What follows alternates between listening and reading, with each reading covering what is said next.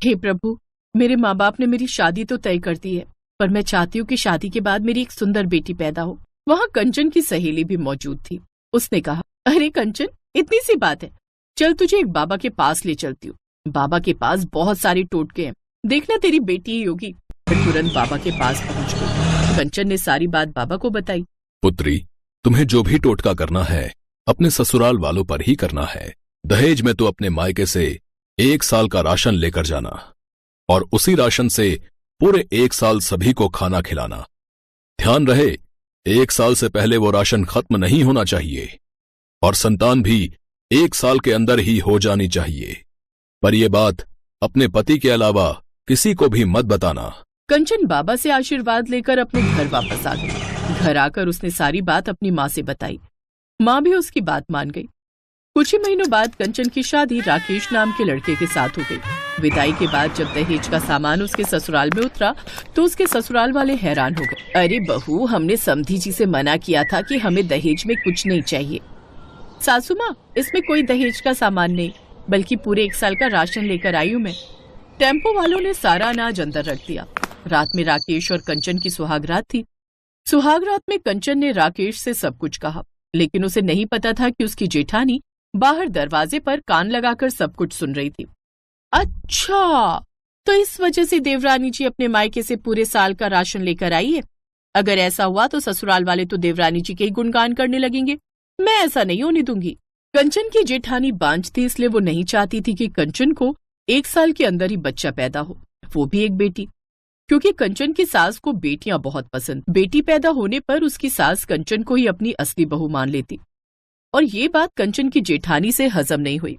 अगले दिन सुबह सुबह उसकी जेठानी ने अपनी ढेर सारी सहेलियां बुला ली।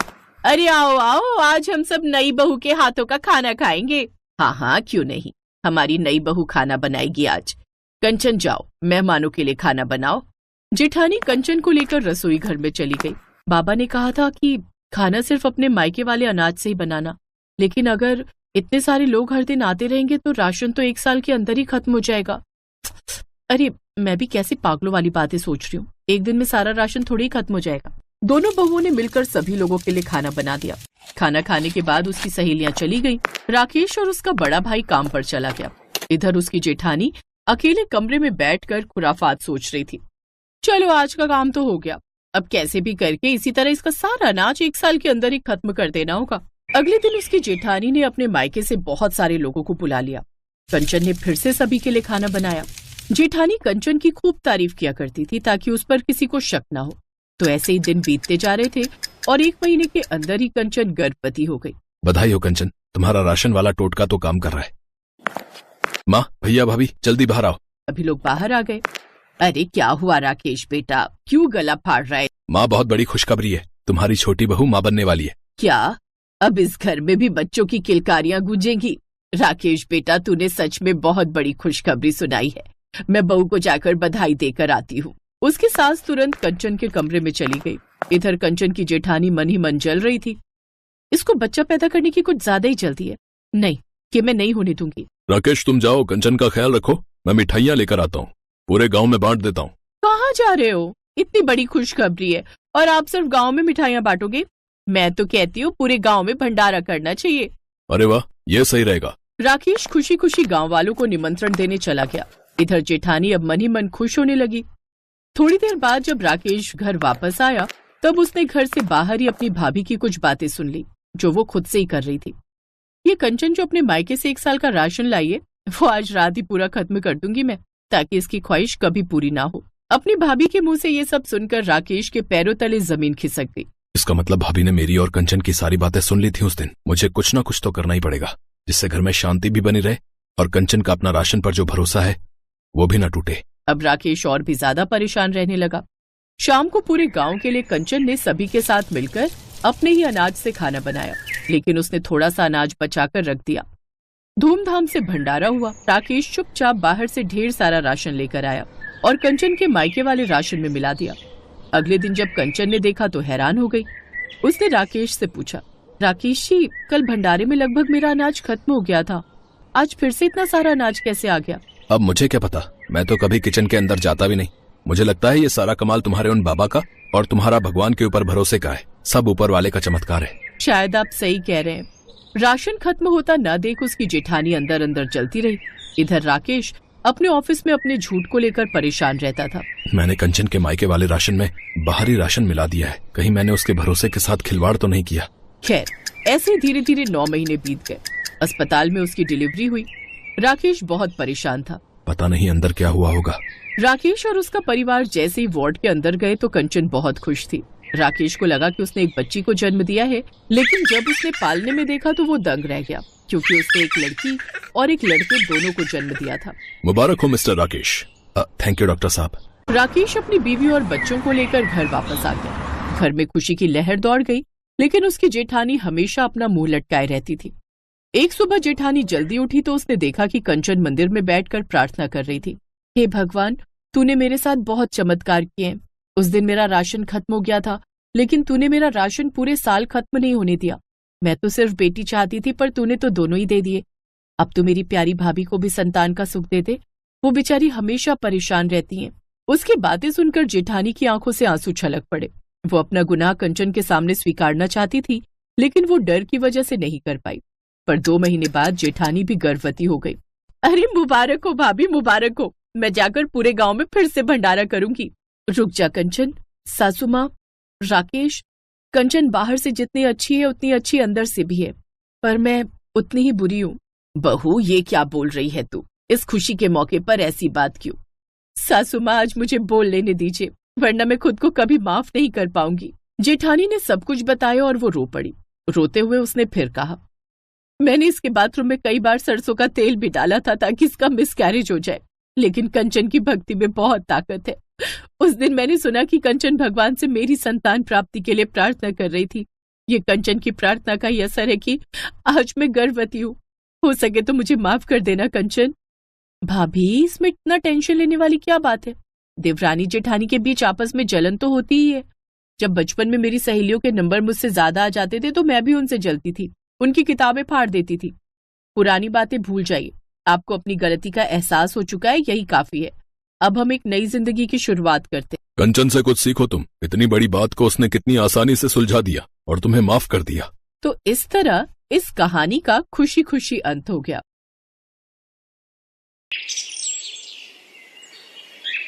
अनिकेत मेहरा खानदान का छोटा चिराग था। उसके बड़े भाई और भाभी की अरेंज मैरिज हुई थी, जबकि अनिकेत को अपने साथ कॉलेज में पढ़ने वाली हरियाणवी लड़की नैना से प्यार हो गया। फिर अनिकेत और नैना की लव कम अरेंज मैरिज हो गई। नैना की शादी से पहले सबको उसकी जेठानी अनुराधा और सास लता के हाथ का खाना पसंद आता था, लेकिन जब से नैना ब्याह कर मेहरा परिवार में आई, घर के सभी लोगों को सिर्फ और सिर्फ नैना के हाथ का खाना ही पसंद आता। अनुराधा और उसकी सास वैसे भी अलग स्टेट होने के कारण उसे कुछ ज्यादा पसंद नहीं करती थी। एक रोज, वाह बहू, क्या स्वाद है तेरे हाथों में। कितना चटपटा और स्वादिष्ट खाना बनाती है तू। आहा, तेरे हाथ का खाना खाकर कोई नहीं कह सकता कि तू पंजाबन नहीं है। हाँ, बिल्कुल ठीक कहा पापा आपने। अरे इतना अच्छा खाना तो मेरी पत्नी अनुराधा पंजाबी होकर भी नहीं बना पाती। ये बात सुनते ही जेठानी जल भुन जाती है, लेकिन कहीं न कहीं उसे भी नैना के हाथ का खाना बहुत पसंद था।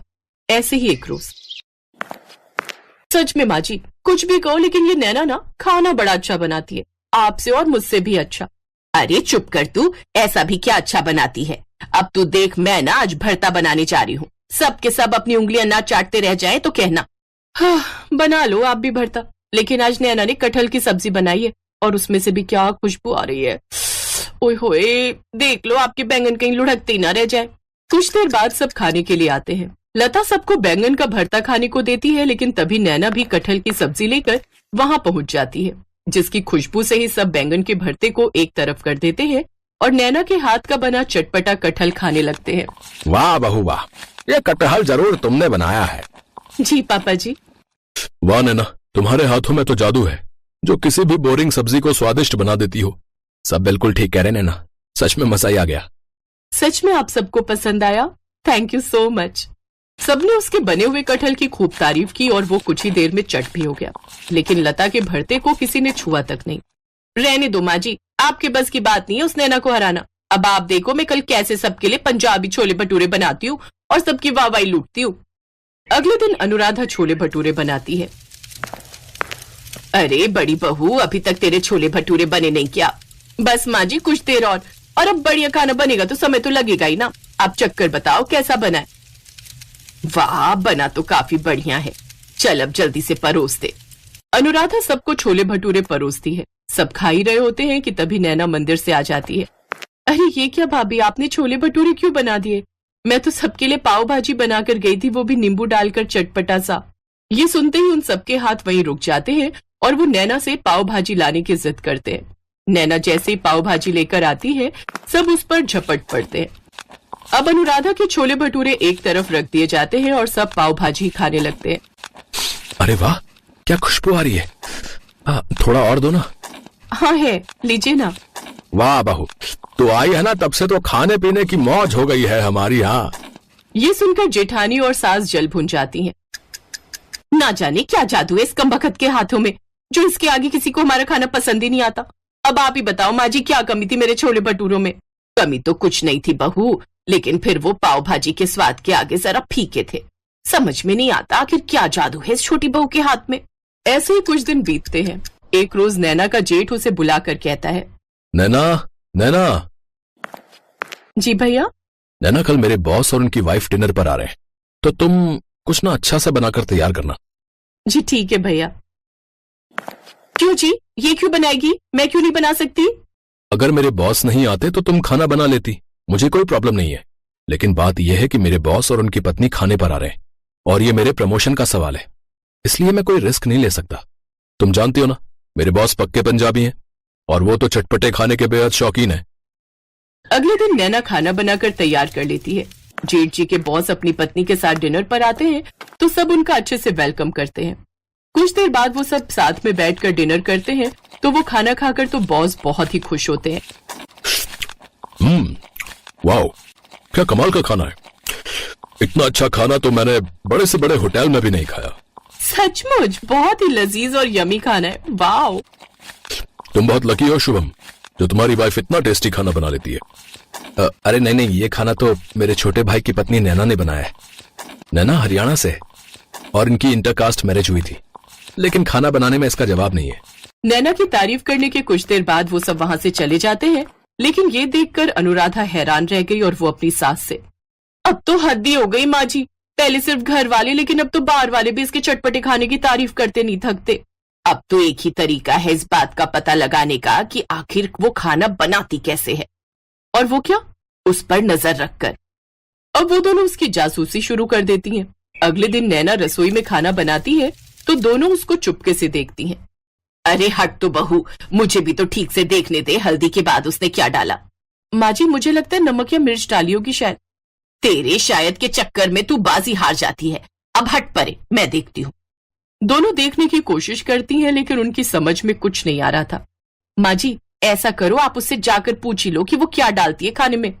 चल चल, कल की आई लड़की से मैं पूछूं? बिल्कुल नहीं। अब वो दोनों सास बहू कभी कुकिंग शो के प्रोग्राम देखती तो कभी यूट्यूब पर रेसिपी देखकर खाना बनाने की कोशिश करती, लेकिन फिर भी वो वैसा खाना नहीं बनाना सीख पाती। इसलिए अब वो एक प्लान बनाती हैं। वो हर समय नैना के साथ ही रहती, जिससे उन्हें पता चल सके, लेकिन इससे नैना इरिटेट होने लगी। उफ, जेठानी जी और माँ जी को आखिर हो क्या गया है, हर वक्त मुझसे चिपकी रहती हैं। और फिर उनके हाथ काम की बात लग जाती है। माँ जी, ये जाटनी ना बड़ी चालाक है। आपको पता है जो मसाले हमारी रसोई में होते हैं ना, वो तो ये डालती नहीं है, ये तो कोई अलग ही मसाले इस्तेमाल करती है।